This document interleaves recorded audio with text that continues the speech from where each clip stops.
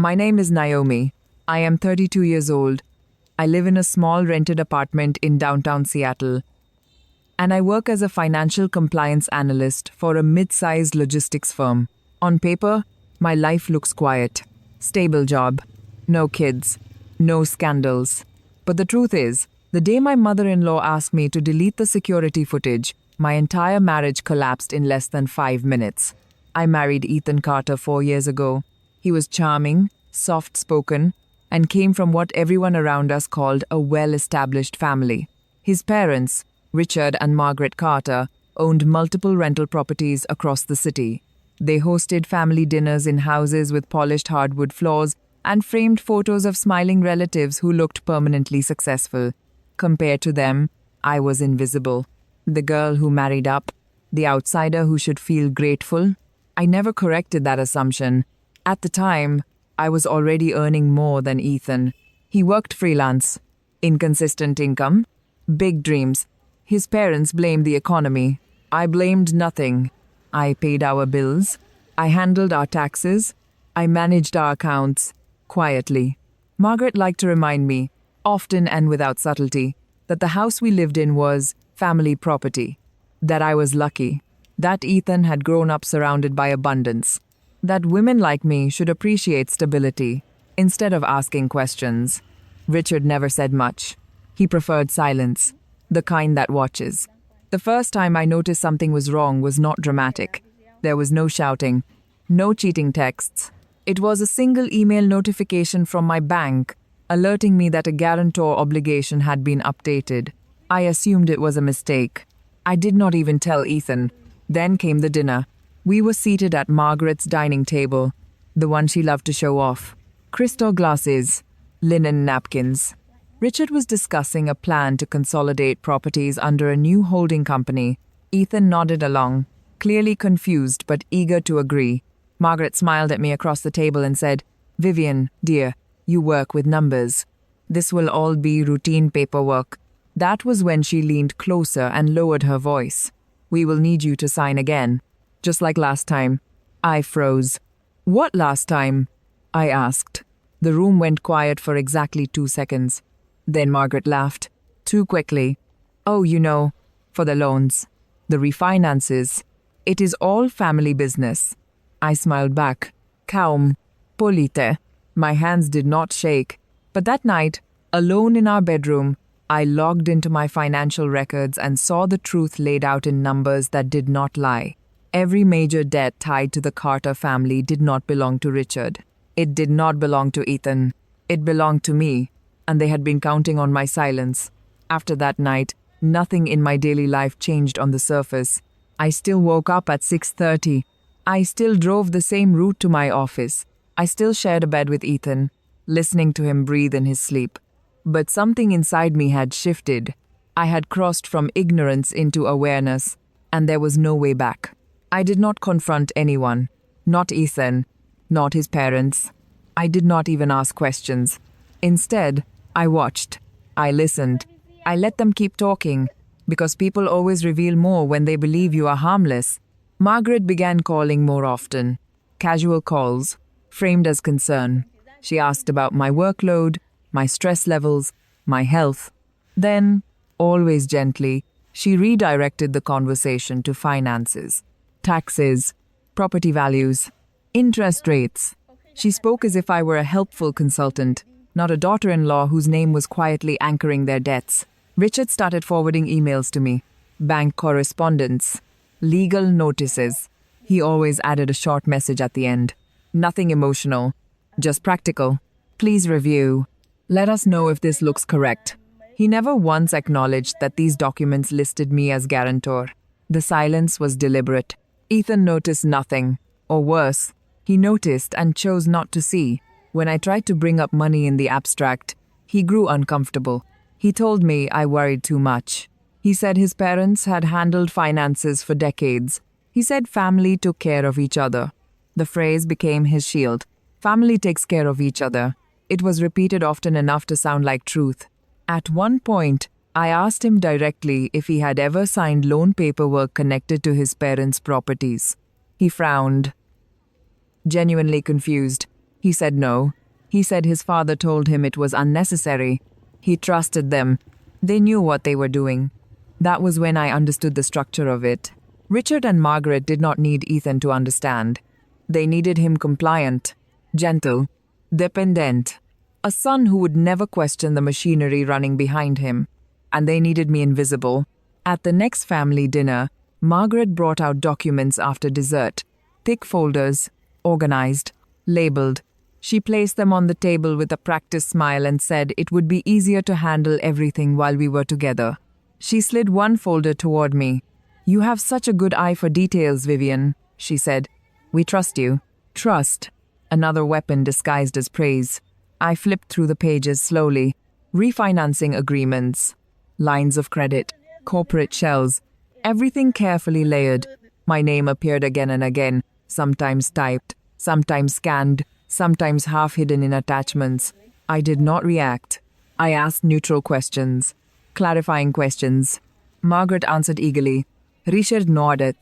Ethan watched us, relieved. This was my role. Fixing, managing, absorbing weight so he did not have to.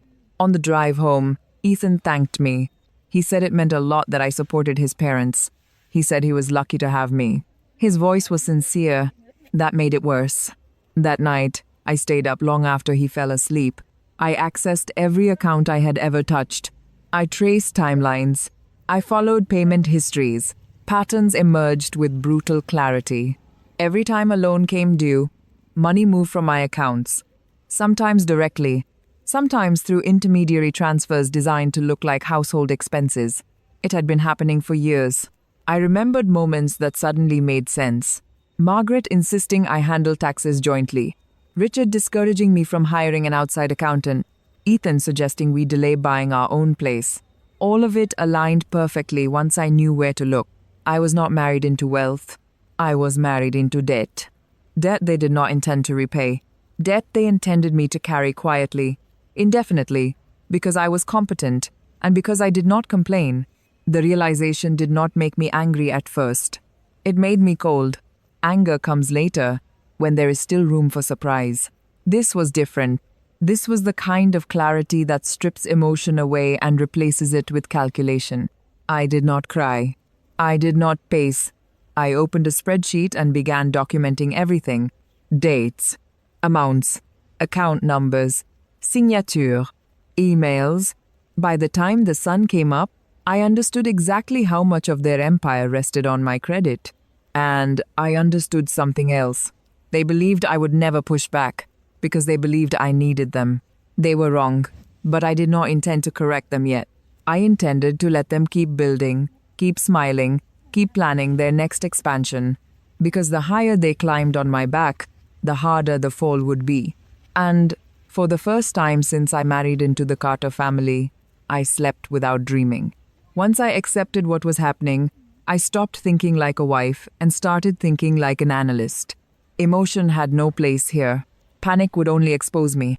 I needed distance, structure, and time. Fortunately, those were things I understood very well. I did not change my behavior. That was the most important part. I continued attending family dinners. I continued answering Margaret's calls. I continued reviewing documents when Richard forwarded them. I nodded. I smiled.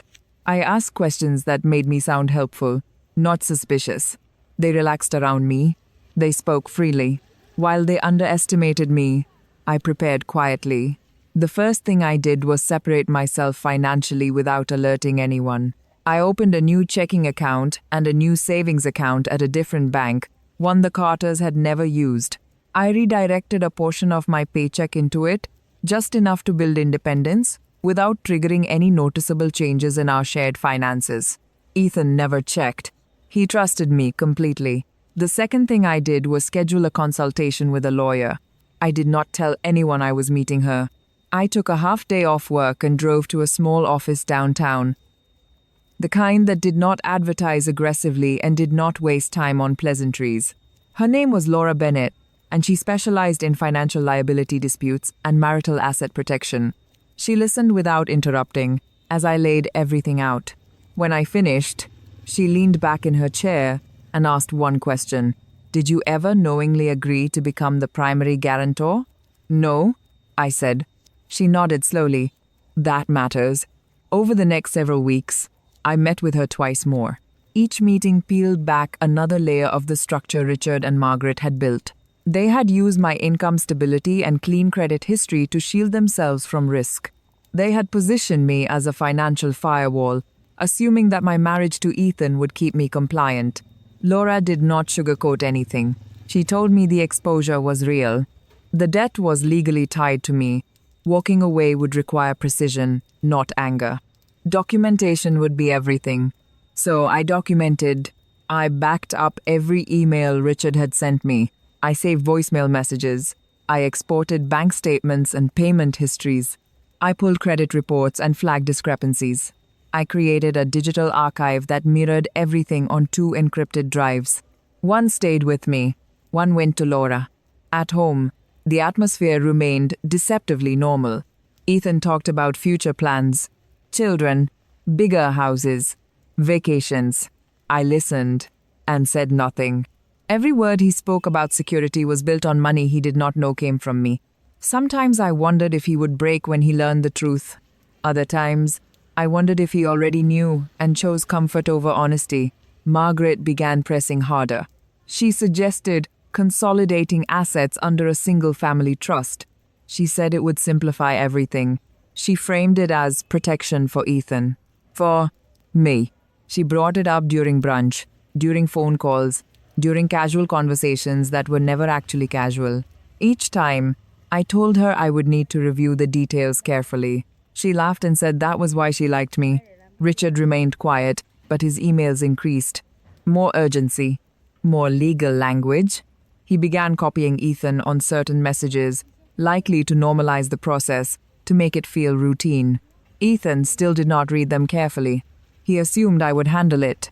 He handled it. One afternoon, while Ethan was at work, I accessed the shared filing cabinet in our home office.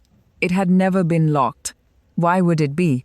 I found original mortgage documents, refinancing agreements, handwritten notes. Some were older than my marriage. Others were recent. All of them told the same story. The Carter family was drowning. They had leveraged every property to the limit. They had rolled debt into debt, relying on rising values that never materialized. The margins were thin. One disruption would collapse everything, and I was the disruption they had not accounted for. The turning point came with an email titled Celebration Dinner. Margaret wrote that they had finalized a major restructuring, a new holding company, a clean slate. She said it deserved celebration. She invited extended family, friends, business associates. It would be held at one of their largest properties, the one they were most proud of. She ended the message with a familiar line. Vivian, we could not have done this without your help. I read the email twice. Then I forwarded it to Laura. Her reply came less than an hour later. This is good, she wrote. Do not decline. Do not warn them. Let them gather. That night, as Ethan slept beside me, I lay awake staring at the ceiling. I felt no satisfaction yet. No thrill. Only focus. Everything was aligning faster than I had expected. They believed the house was finally theirs. They believed the risk was behind them. They believed I was still standing quietly where they left me. They were wrong. And soon, they would learn exactly how much they had built on my silence. The night of the celebration arrived dressed as success. The house was full. Laughter echoed through rooms that smelled like polished wood and expensive wine. Richard stood near the fireplace, holding court, his voice confident as he spoke about growth and legacy. Margaret moved from group to group, smiling, touching arms, soaking in admiration. Ethan stayed close to me, relaxed, proud, unaware of what was about to happen. I watched them the way an observer watches a controlled experiment. At exactly 7:30, Margaret tapped her glass and announced that dinner would begin shortly. She thanked everyone for coming. She spoke about family, resilience, and how challenges only made them stronger. When she mentioned my name, the room turned toward me. Applause followed. Polite. Varem. Misplaced. I smiled and nodded. Dinner passed without incident. Courses arrived and disappeared. Wine flowed. Conversations grew louder. By the time dessert was cleared, Richard stood again, this time holding a folder. He announced that the family would be making a formal declaration about the future of their properties. He gestured for silence. That was my cue. I stood up calmly and placed my napkin on the table. I think it would be best, I said, my voice steady, if we clarified a few details before any declarations are made. The room shifted. Margaret frowned slightly, the first crack in her composure. Richard turned toward me. Vivian, this is not the time. I disagree, I said. This is exactly the time. I reached into my bag and removed a single envelope. Inside were copies. Clean, organized. I walked to the center of the room and handed the first set to Richard. He looked down. His face changed almost immediately. Margaret stepped closer, peering over his shoulder. Her smile vanished. What is this? She demanded. These, I said, are the original loan agreements, refinances, and guarantor documents tied to every property currently under the Carter holding structure. A murmur rippled through the room. I handed another set to Margaret, then another to Ethan. I thought you should all see who is actually responsible for the debt you are celebrating tonight. Ethan flipped through the pages, confusion giving way to disbelief. Vivian, he said quietly, why is your name on all of this? I looked at him for the first time that evening. Because your parents made sure it was, I said. Margaret laughed sharply.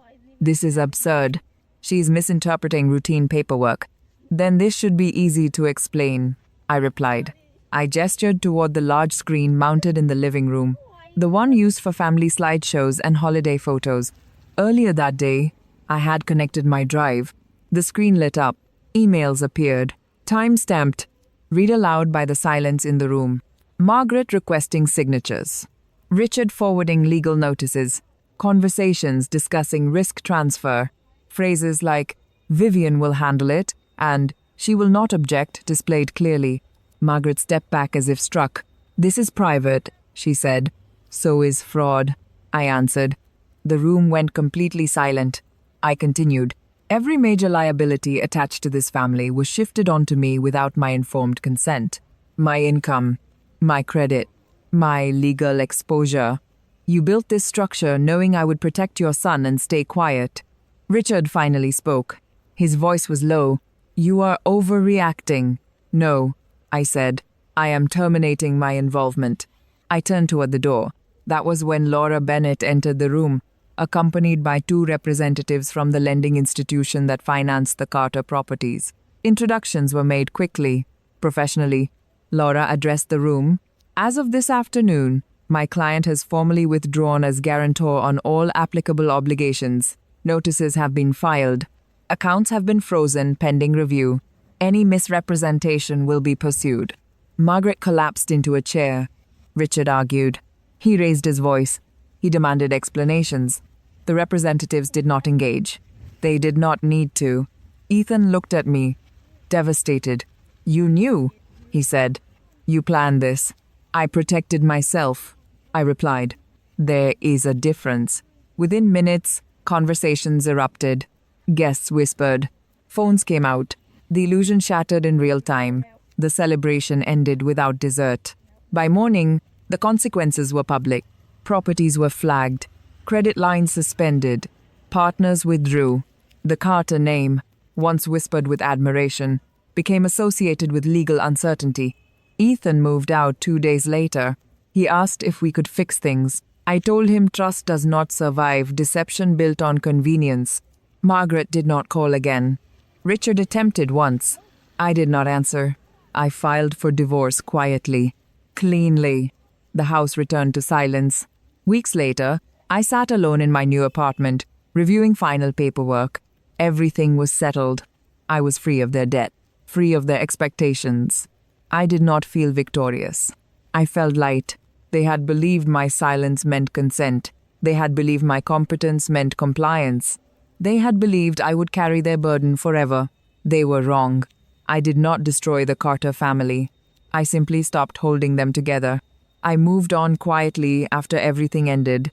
There were no speeches, no public statements, no dramatic exit. I changed my address, closed the last shared account, and returned my wedding ring without a note. The divorce finalized faster than I expected, mostly because there was nothing left to argue over once the truth was documented. Silence, this time, belonged to me. For a while, I waited to feel something grand. Vindication, triumph, satisfaction. None of that came. What I felt instead was space. The kind you do not notice until it exists. Mornings without tension, evenings without pretending, decisions made without consulting people who had already decided for me. Ethan tried to reach out once more. He said he finally understood. He said he had been blind. He asked if we could talk, just to have closure. I told him closure is not a conversation. It is a boundary. He did not argue. That told me everything I needed to know. I heard through mutual acquaintances that Richard was selling off assets under pressure, that Margaret stopped hosting dinners, that people who once laughed easily in their living room now avoided the subject altogether. None of that brought me pleasure. Consequences do not need witnesses to be real. What stayed with me most was the clarity. I had spent years believing that endurance was loyalty and silence was maturity. I thought that being capable meant being responsible for everyone else's comfort. I was wrong. Capability without consent is exploitation dressed as trust. I learned something else too. Systems built on assumption are fragile. They only function as long as the person carrying the weight agrees to keep carrying it. The moment that person steps aside, everything collapses exactly as it should. I did not lose a family. I lost an illusion. The idea that proximity guarantees respect. The belief that kindness must be proven through sacrifice. Those ideas cost me years. Letting them go gave me my life back. Today, my name stands alone on my accounts, my lease, my decisions. No one calls asking me to fix what they broke. No one forwards documents expecting my signature. The quiet is not empty. It is earned. If there is a lesson in what happened, it is not about revenge or victory. It is simpler than that. Pay attention to who benefits from your silence. Notice who calls you helpful instead of fair. Ask yourself whether the stability you are preserving belongs to you. I did not take anything from the Carter family. I took myself out of the equation, and without my silence holding it together, the structure failed on its own. That was not cruelty. That was accountability, and for the first time in years, I sleep knowing that what I build next will belong entirely to me.